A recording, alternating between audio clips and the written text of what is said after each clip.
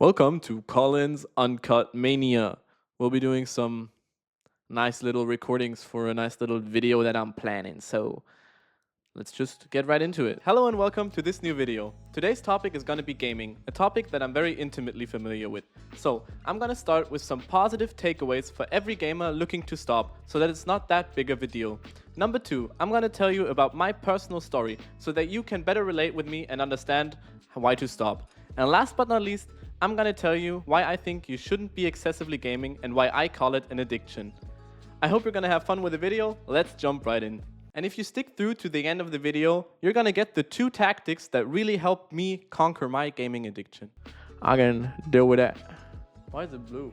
Okay, so let's start with the first part of the video, where I explain to you some positive takeaways that any gamer can get so that leaving gaming is not such a devastating experience. No. Number 1, the frame that you have in a game is leveling up to become more stronger and to do something important. I think that is a really awesome frame for real life as well. Imagine you treated real life as a game.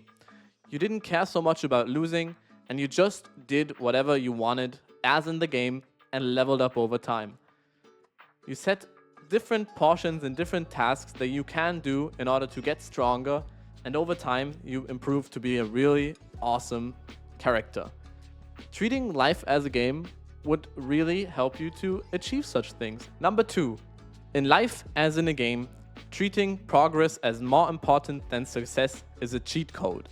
I think progress is a really important thing, and I think it's way more important than actually succeeding at something. Just going step by step and actually progressing at something is what gives you meaning. If you ask someone that has success, they would most often tell you, oh my god, after reaching my goal, actually it wasn't that special anymore. And I searched for a new goal and I decided to go another path, do another thing so that I can reach another goal. So therefore, enjoy the progress rather than the goal and the success. You don't enjoy the Fortnite match because of the victory royale. You enjoy the Fortnite match because of all the cool kills, all the cool buildings, and all the cool rocket rides that you have done on the way. Number 3, character development and companionship.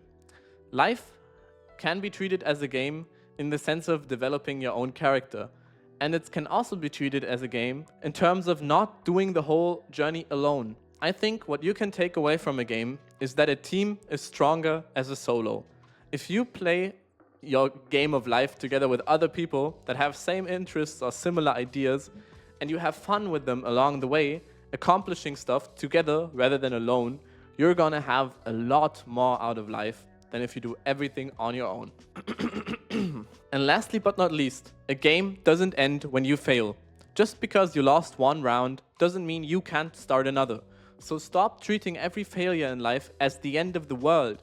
Instead of just thinking that you can do another one, you can keep trying in life and you can accomplish a goal even if it's on try number 5 or 6. You would never shut the game just because you lost once, uninstall it and tell me, I can't play this game anymore, I lost once. You're gonna be like, hell yeah, I'm playing another match. Why would I stop now? It has just gotten fun. Treat life the same way and see the magic happen.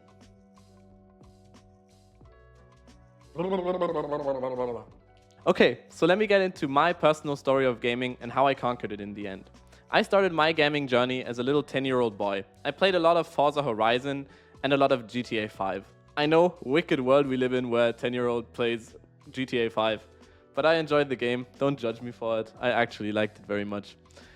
Yes, so I moved on, and at some point I started playing competitive shooters like Fortnite. I bought a PC for that, and I started playing tournaments and doing 1v1s for money.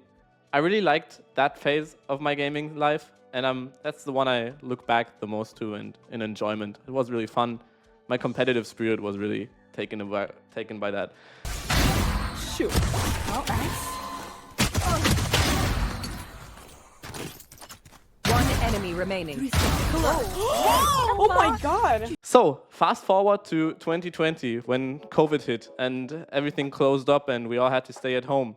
I thought it would be a good idea, because I couldn't go out, I couldn't see anyone, to buy a VR headset. And the first time I put on this VR, I I went into a 3D world in VR chat, and I was so blown away by what I could see and what I could do there, that I could actually meet people, talk to people, and I didn't have to stay in the restrictions and stay inside. I could do whatever I want. I was free in every world. But that was the big problem.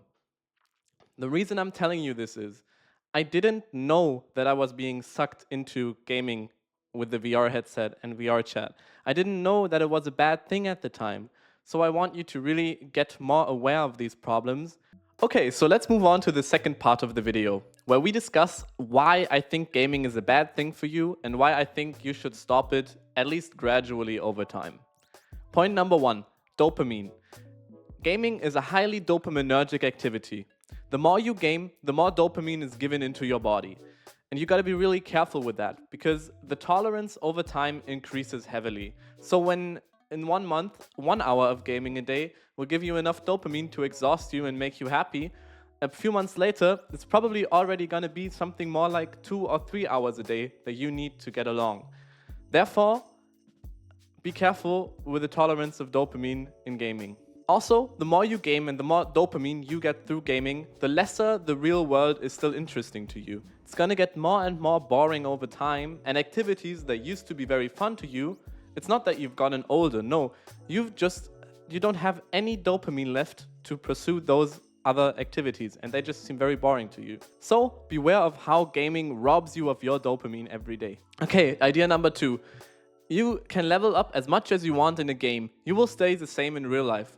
And especially if you're like me and you have some other ideas and some other goals outside of life, even if it's a hobby like a sport or it's an academic goal in school, in university, you can't game more and get better at university or get better at tennis if that's what you want to do in real life. You're just going to stay the same. And over time, you're going to feel really good about the level ups that you made in a game, but you're going to be stuck in the same old level in real life. And maybe you'll level up a bit in real life, but that doesn't change the fact that you probably have done way more in a game, and leveling up in a game is way faster and way easier, and I would consider less rewarding than leveling up in real life. Number 3, you flee into worlds that aren't real. Let's be real here for a second. I have experienced this heavily myself. Even if you think that the worlds in a game are really awesome, the only true world that you actually live in is the real life world wherever you are. You can't go into a game and expect that to be the real world. So there's a term for that. It's called escapism, and it refers to the problem of fleeing into a fictional world. Okay, let me just quickly read the definition of escapism, because I just really talk dumb stuff. ChatGPT refers to escapism as the tendency or practice of avoiding reality by seeking distraction and relief through activities that take a person's mind off their everyday life or problems. It also says that while occasional escapism can offer a relief and is good for you, like a healthy break for example, excessive reliance on it may prevent individuals from addressing real-world issues or facing necessary challenges for personal growth. Exactly my point. A bit of gaming can be really good, but excessive gaming is a problem. You don't want to flee the real world, but gaming gives you the feeling that that's the right thing to do, and I think that is really problematic. Last but not least, you can have friends in online games, and I'm not saying that online friends aren't awesome friends that you can spend time with. I'm just giving you the obvious fact. Online friends aren't real friends. You need to be careful that you don't confuse the two.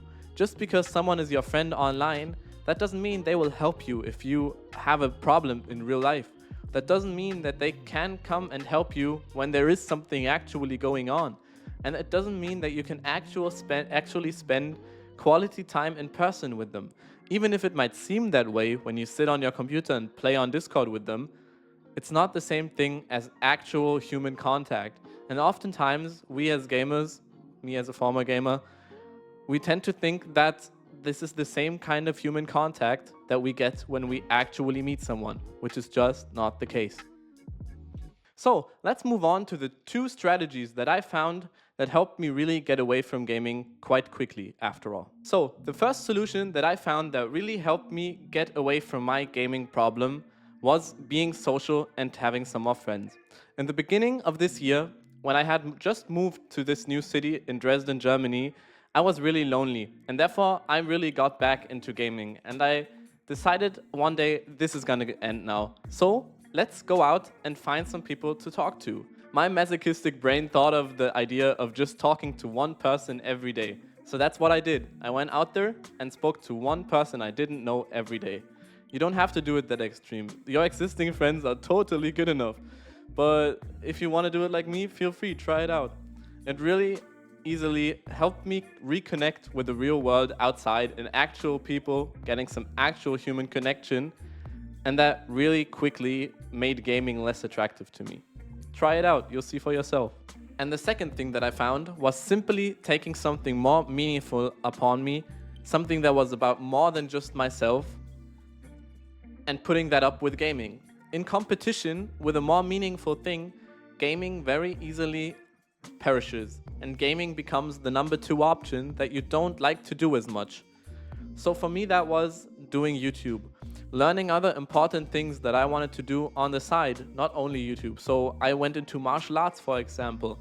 I started doing more physical activity, taking my gym more serious, using more time to spend with friends, maybe even pursuing a work or a dream that I was interested in. As I said, for me that was, for example, YouTube. Other books that I decided to read. And with more and more things that fill your life that are not gaming, you can slowly and surely, step by step, push it out. I'm not saying go cold turkey, stop gaming right away. I think that is actually, it's way more prone for you to come back to gaming later.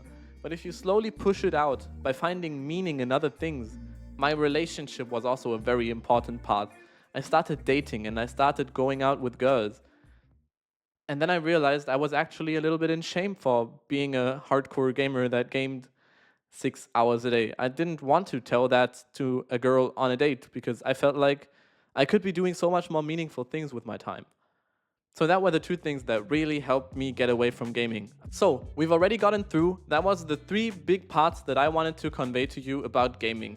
I hope that you've now understood that just gaming all the time is not a good thing for you, why you should probably push it out of your life slowly but surely.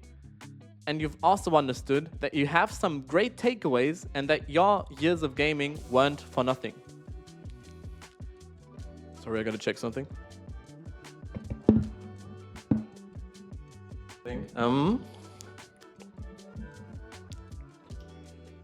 Let me know in the comments if you've struggled with gaming in the same way that I did or something similar. I hope that the video helped you and that you had some key takeaways that could really better your relationship with gaming and with life itself. Let me know, have a nice day, and see you later. And always remember, life is the ultimate game and you're the player. LOL, das ist immer noch an! I'm still recording!